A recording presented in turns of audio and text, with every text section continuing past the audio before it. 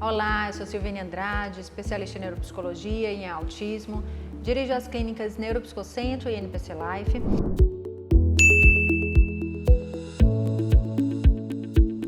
Estamos aqui nesse episódio do Papo de Mãe com a nossa convidada Melissa, mãe de 2 crianças autistas, e a gente vai falar aqui os desafios de ser mãe solo no mundo atípico, no universo do autismo. Melissa, eu queria te dar boas-vindas. E que aqui a gente vai fazer um bate-papo, porque a gente entende que a gente pode contribuir as experiências de uma mãe, né? Nesse universo do autismo, cada família tem a sua história, cada família tem a sua dor, tem a sua luta. E a gente entende que pra gente o compartilhar conhecimento e experiências, isso pode ser alvo de ajuda para outras famílias e outras mães. Então eu queria que tu falasse um pouquinho da tua experiência enquanto mãe de 2 crianças autistas e essa trajetória enquanto mãe solo nessa jornada de se dividir enquanto mãe, mulher, filha, terapias, escola, enfim, tantas demandas que as crianças autistas precisam, né? Então eu queria que tu falasse um pouquinho como é que do diagnóstico, dessa trajetória, de como foi esse teu processo de estar sozinha nesse papel de cuidar de 2 crianças autistas. Meu nome é Melissa, eu sou mãe do Miguel e do Rafael. O Miguel hoje ele tem 5 anos e o Rafael tem 3. Os dois foram diagnosticados muito cedo.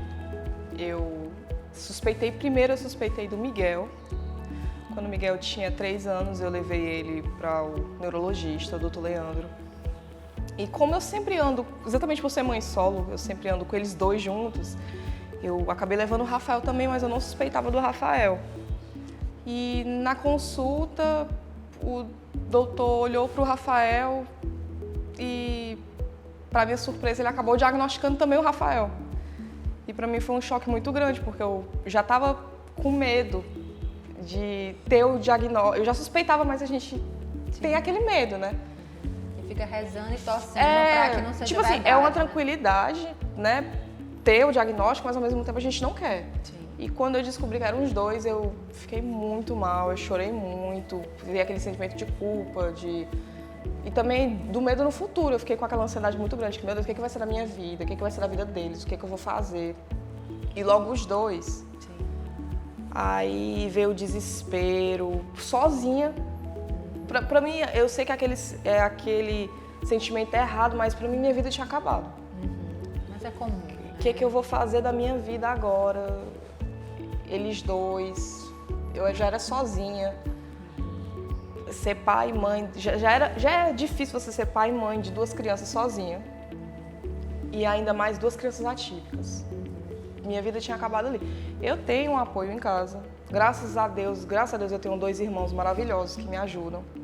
Eu tenho uma mãe maravilhosa que me ajuda, me dá todo o suporte que eu preciso, tanto financeiro, se eu precisar de alguma coisa, quanto emocional. Eles estão ali para qualquer coisa. Mas convenhamos que eles têm a vida deles. Sim. Né? Eles ajudam, mas eles não têm a obrigação. Eles não têm a obrigação, eles também têm os problemas deles. Não são filhos deles, são meus. E quem deveria estar do meu lado deveria ser o pai deles, o genitor. Sim. Que foi a primeira pessoa que abandonou, entendeu?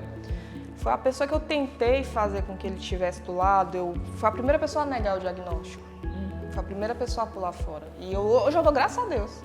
Porque seria a pessoa que mais ia atrasar, ia atrapalhar, entendeu? E hoje eu dou graças a Deus que foi a pessoa que mais contribuiu para a evolução das crianças. Sim.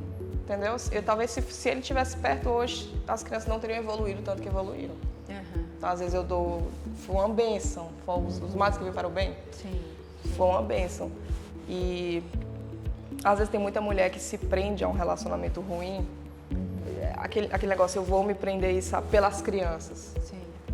E acaba fazendo mal a ela, a mulher acaba se anulando e vai fazendo mal às crianças sem ela perceber. Porque as mulheres têm aquela história de...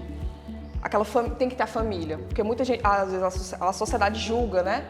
Querer que tenha aquela família estruturada e fica muitas vezes julgando a mulher, dizendo: tu nunca vai arranjar outra pessoa, você nunca vai arranjar um homem porque você já tem 2 crianças assim, você não vai arranjar ninguém que te queira, então você tem que se prender ao pai das crianças porque você vai ficar sozinha. Porque pro homem é muito fácil. Sim. ele arranja outra. A mulher não. Você não vai arranjar outro pai para essas crianças. Só que elas não precisam. Sim. Você vai ser o pai delas. Não precisa. Porque o homem só vai atrapalhar. Sim. Entendeu? Não precisa. E é exatamente isso que eu tô te falando. Foi a melhor coisa que eu fiz por eles. Vocês se separaram, as crianças já tinham diagnóstico ou não tinham ainda? Já tinham diagnóstico. Já tinham diagnóstico. Na verdade, E aí, no processo do diagnóstico, ele não aceitava? na verdade, ele não... a gente se separou quando o menor nasceu. Porque ele nunca contribuiu muito com a criação do outro. E quando eu recebi o diagnóstico, exatamente por achar difícil, eu tentei incluir ele na vida das crianças. Não para nós sermos um casal, mas para ele ser pai. Fazer o papel de pai. Para fazer o papel de pai, porque eu achei que era importante. Mas ele nunca quis. Chamei para as consultas com neuro, chamei para as terapias, chamei para as cirurgias que as crianças precisaram fazer. Nunca quis ir. Nunca quis se fazer presente, então... Para mim, o melhor foi... Eu conversei com os terapeutas, conversei com o Thiago, conversei com a Dalit. Eles acompanharam muitas vezes meu choro, meu desespero. E eles mesmos me aconselharam, Melissa, não insiste, porque vai acabar fazendo mal para as crianças e em determinado momento se apegar, você sabendo que depois ele vai se afastar de novo. Sim. Então, o melhor mesmo é as crianças crescerem com quem sabe que pode confiar e se relacionar, que no caso é a sua família. Sua mãe e seus irmãos, que já tem todo o amor e o afeto que precisa, entendeu? Que é um relacionamento estável. Sim. Não precisa dessa... Da instabilidade, da Dessa idas e vindas, instabilidade. da possibilidade de ele estar presente e daqui a pouco não estar mais, né? E qual é o desafio que tu enfrenta, assim, nesse papel de mãe de duas crianças atípicas? O que é mais difícil? O que tu sente que você ainda não conseguiu elaborar, ainda não conseguiu ultrapassar? Muitas vezes, mesmo eu tendo o apoio da minha família,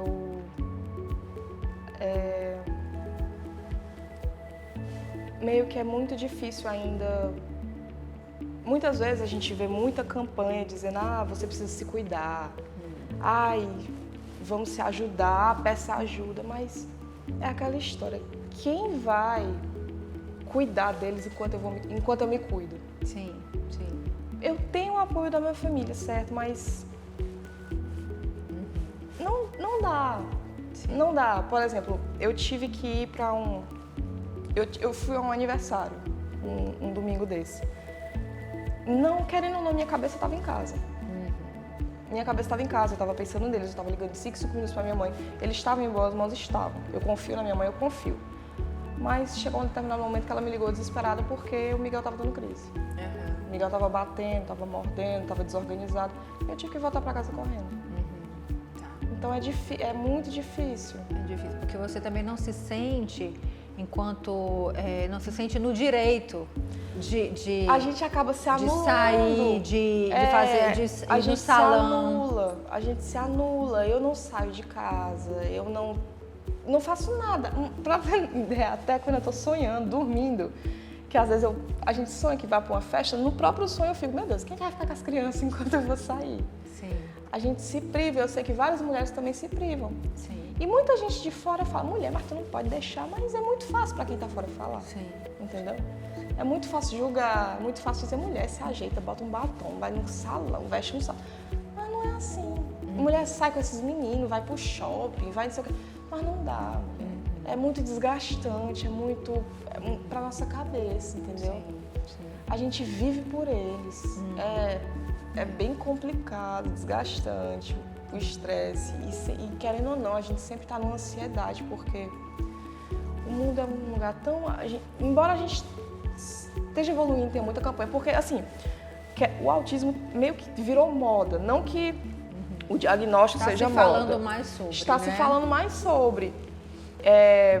Então, a visibilidade está maior. Mas mesmo assim, a gente tem olhares maldosos quando a gente está nos lugares. Sim.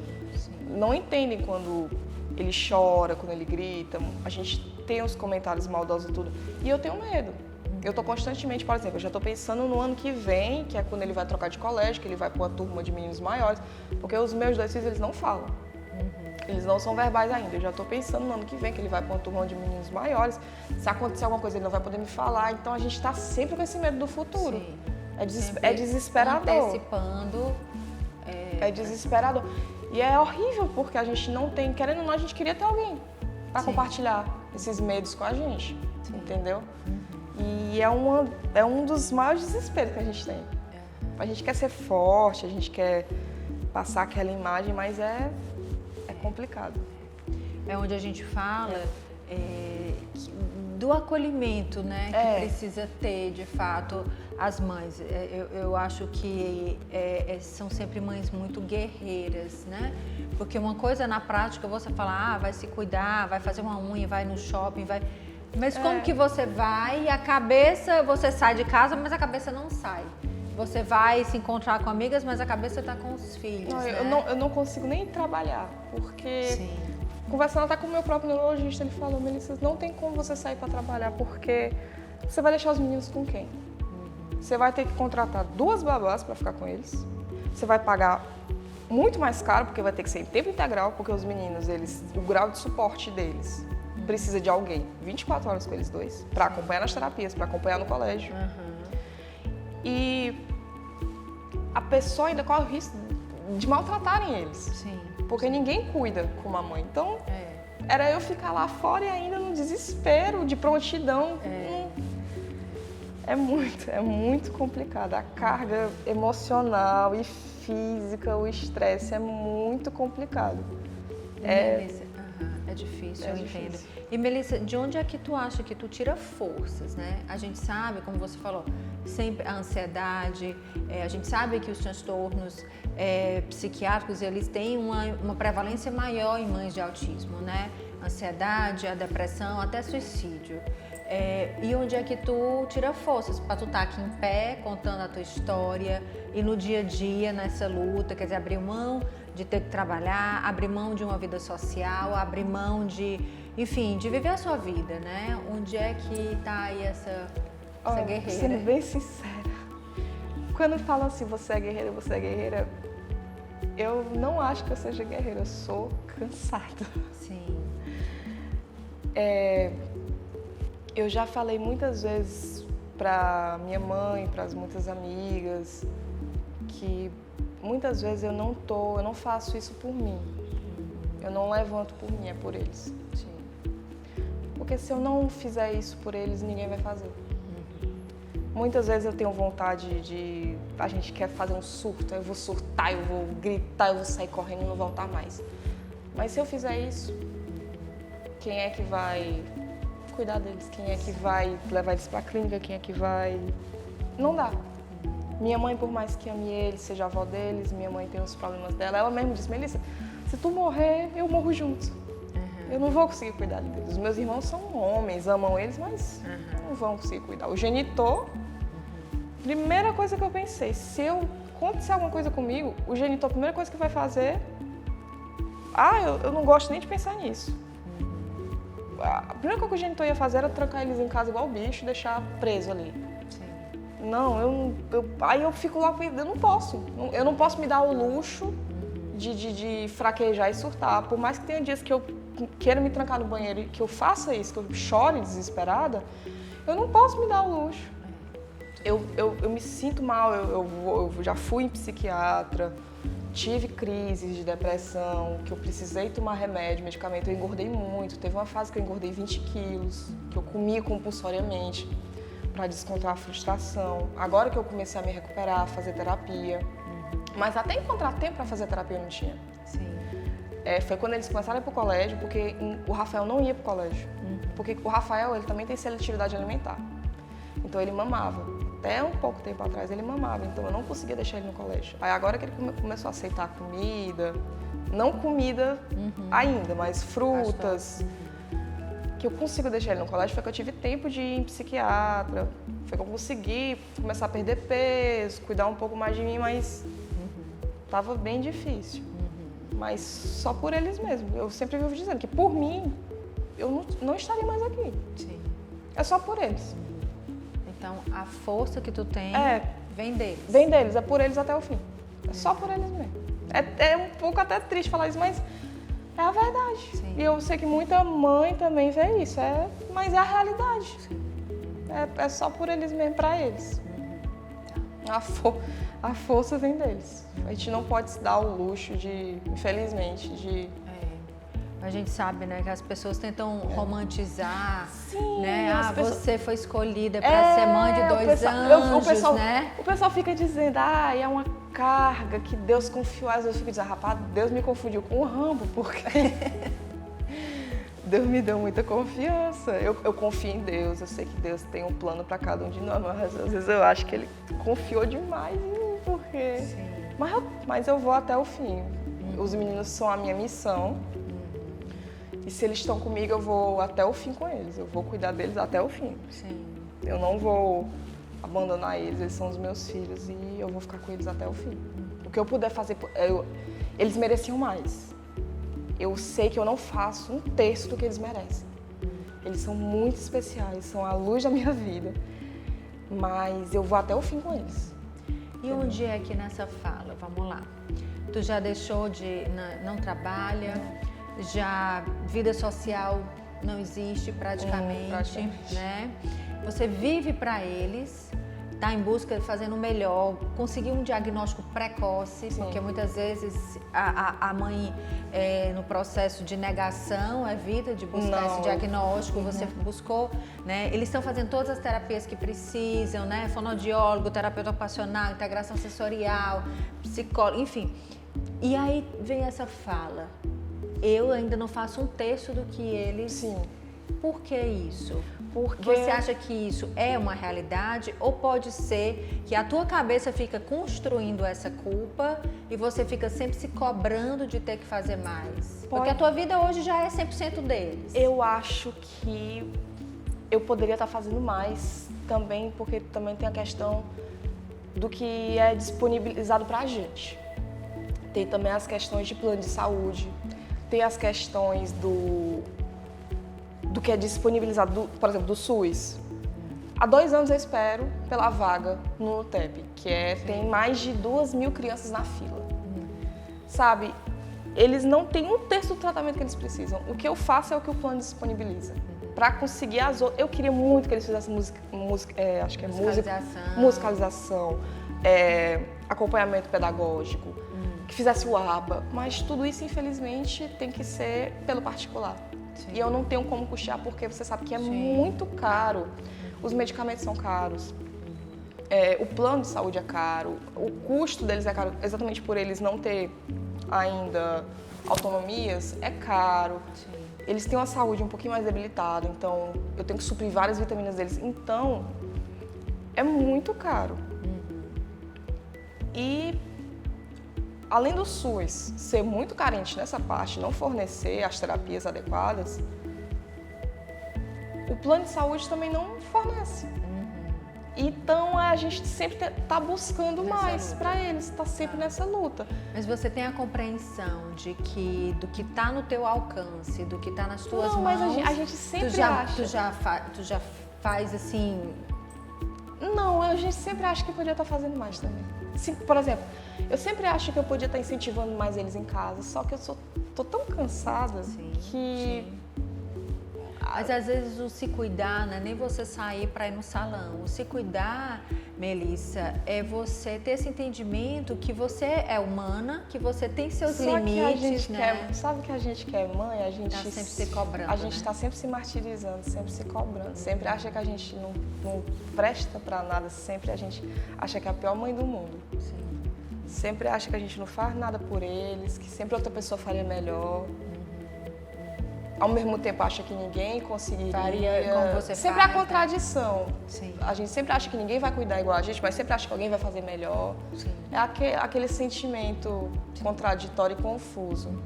É os nossos monstrinhos, né? Aquela vozinha querendo sabotar a gente direto. É horrível, direto. Todo dia eu tenho esse sentimentozinho, aí fica na cabeça da gente, é horrível. Mas a gente, pelo menos a gente tenta, né? Sim. A gente tenta. Não é fácil, é uma trajetória E a nossa proposta é exatamente essa, assim, não necessariamente expor a tua vida aqui, mas a gente poder ter uma fala, um compartilhamento de todos esses desafios, de todas essas dores, para que as mães entendam que elas não estão sozinhas no mundo. Porque eu acho que a mãe atípica é sempre permeada de um sentimento de solidão. Olha, tem muita mãe na clínica que às vezes chega chorando, que a gente se abraça. Eu tenho muitas amigas que eu fiz na clínica que são amigas minhas. Sim. Em poucos anos, 2 anos que a gente se conhece na clínica, são a conexão que a gente tem de alma uma com a outra são mais do que amigas que eu tenho há anos. Sim. Entendeu? Que a gente se conhece. A gente entende a dor uma da outra, o sofrimento uma da outra, porque a gente sabe o que a outra passa. Sem julgamentos, entendeu? A gente sabe o que a outra está passando. E é muito dentro dessa proposta, né? Desse compartilhamento. A gente se sente em casa. A gente se sente em casa sem julgamento, sem olhares. Isso, eu saber gosto que vai ser compreendida. Porque eu acho que às vezes o sentimento de solidão é você chegar e falar para um irmão, falar para uma prima, falar para uma amiga de todas essas dores e trajetórias, e a pessoa, isso é besteira, teus meninos já estão em tratamento, teus meninos já estão, né, tu conseguiu a vaga na escola, e isso, na verdade, é muito além, eles não conseguem acessar, porque não é uma vivência deles, e não dá nem para julgar, né, como é que eu vou falar grego se eu não sei grego, então como é que eu vou falar sobre autismo se eu não tenho uma vivência, né, mas a ideia é exatamente essa, da gente mostrar essas histórias, essas trajetórias e as mães que possam estar nos acompanhando, nos ouvindo, entender que elas não estão sozinhas no mundo. É porque por mais que essas amizades de fora se sensibilizem, queiram entender, elas não sabem a dor e a solidão que a gente sente. Por mais que a gente tenha um marido, um amigo, uma família ao redor, não sabem a dor que a gente sente, a solidão que a gente sente dentro. Sim. A gente sente uma dor muito grande dentro. Por mais que a gente tenha todo um apoio, por mais que eu fosse milionária, que eu tivesse toda uma rede de apoio, é uma dor muito grande que a gente sente do medo do amanhã. Sim. De não saber o que vai acontecer com o filho da gente, entendeu? Lidar com as incertezas, né? A gente sabe que a gente não sabe. A nossa vivência ela é muito permeada da gente ter controle. Sim. Né? Controle sobre as situações, controle sobre o amanhã, o futuro. Sim. Ainda mais vivendo esse mundo que a gente vive hoje, esse mundo ansioso, que está sempre pensando no futuro, né? Então, realmente são... É o medo. Todas essas sensações, elas são exponenciais para uma mãe atípica, né? Que a gente quer proteger o filho da gente. E é uma coisa que foge do controle da gente. Se uma criança típica, você já tem medo de deixar na escola, de deixar com um amigo. Imagina uma criança atípica que não tem controle das emoções. Que não vai conseguir verbalizar a situação que não é verbal, que tem dificuldade, que às vezes explode nos momentos. Nossa, é um terror. Toda vida que eu deixo eles no colégio, eu fico em pânico, com o telefone na mão, direto olhando se vão me ligar.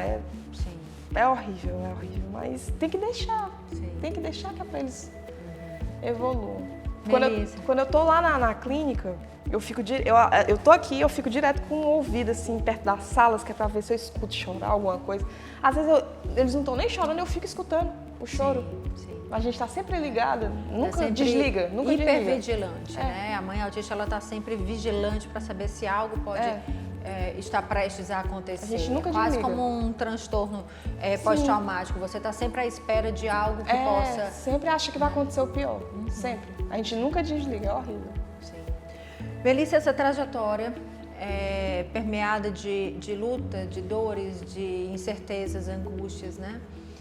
Mas assim, alguma experiência, alguma vivência, algum aprendizado que tu acha que a tua história poderia servir de apoio para outras mães? Assim, se tu pudesse falar algo para uma mãe que acabou de receber o diagnóstico, que está no desespero, tem algo que tu pudesse falar para que essa mãe de alguma forma acalente um pouco, por mais que seja tão difícil, por mais que seja uma luta tão grande? Que é difícil.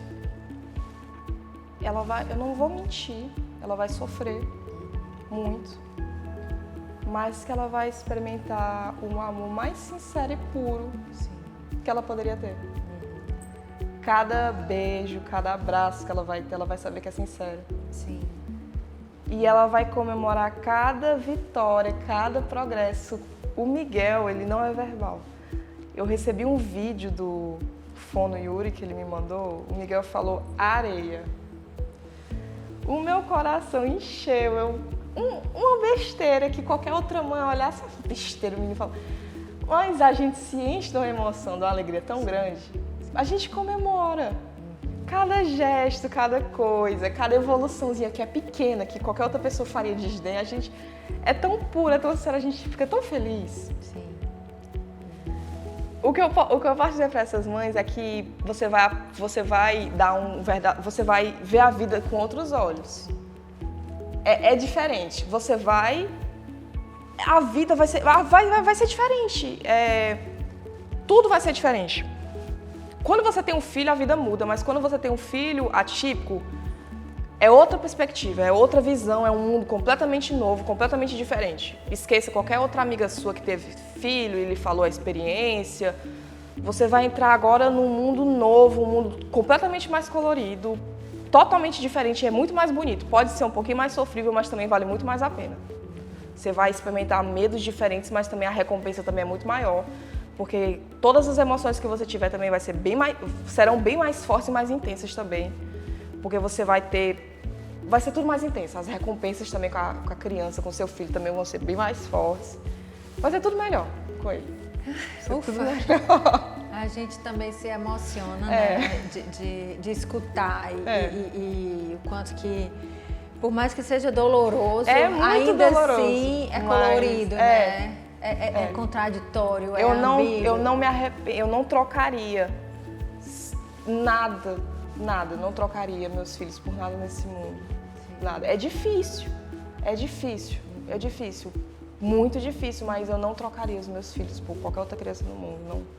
Eu escolheria 1000 vezes ser mãe deles, entendeu? Se eu pudesse escolher, eu escolheria 1000 vezes ser mãe deles, com todas as dificuldades, com tudo no mundo. Bom, Melissa, eu gostaria muito de te agradecer, né? Você ter compartilhado a tua história, as tuas dores, as tuas vivências, né? E deixar aqui, eu acho que se a gente pudesse deixar, né, de recado para as mães, eu sei que quando a gente fala, às vezes nem acessa a mãe de que ela também precisa ser cuidada, ou como você falou, de que o importante é eles, eu tenho que correr atrás por eles. Não dá para pensar em mim, não tem tempo disso. Mas às vezes vem muito aquela história, você disse que agora você já está fazendo acompanhamento, já está fazendo terapia, já está fazendo psiquiatra, e é isso. Se as mães pudessem, na hora que o filho está na escola, elas encontrarem uma forma de buscarem ajuda para elas.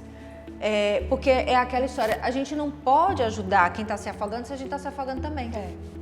Né? Uhum. E como são muito intensas essas vivências, como são muitas incertezas e muitas dores, você precisa se fortalecer de alguma forma, porque senão vai chegar uma hora que você vai, né, pilhar também, vai acabar a energia e aí você entra num processo depressivo, num processo...